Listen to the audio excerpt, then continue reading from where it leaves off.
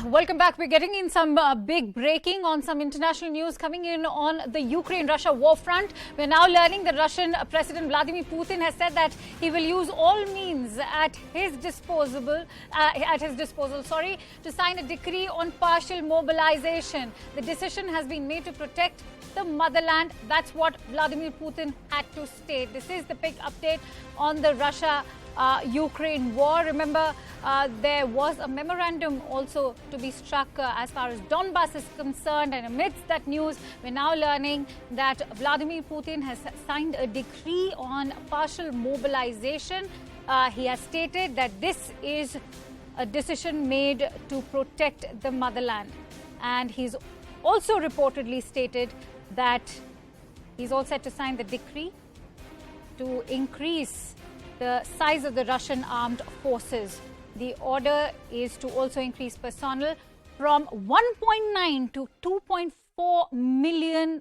And this comes as the war in Ukraine has entered the 7th month of war. Remember, there was a ray of hope when Putin had suggested at the recently held SCO to Prime Minister Modi that he wants the war to end. But this recent signature of the decree clearly shows that Russia is in no mood to back down. And in fact, he is going to be mobilizing greater forces and sending them to the war in Ukraine. For more details, I'm joined in by our international news correspondent Abhishek Jha on the phone line. Abhishek, if you could take us through the details of this decree. So we know that this President Putin has announced that they will be conducting this referendum in Donbass region, and that will be in an apparent move to make this region part of a larger Russia. And in that context, it has become really important what Putin has said. And he has said that this is, in fact, in a way to protect the sovereignty and motherland, Russia.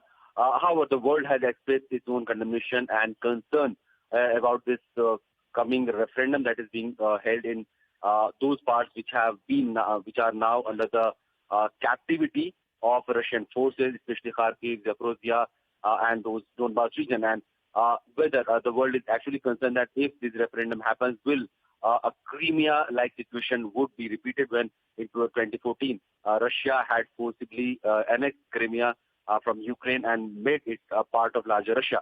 So that is a major concern that is currently looming large over the world. Yeah. You know, Abhishek, what actually stands out right now as far as this decree is concerned, I'll say it is a silent admission of Russia losing ground in Ukraine, because remember, just days ago, we learnt of how Ukraine was regaining its territories, whether it was in northeast of Kharkiv or Kherson in south. The fact that he's now going to replenish his army is also a silent admission that Russia has been losing ground in Ukraine.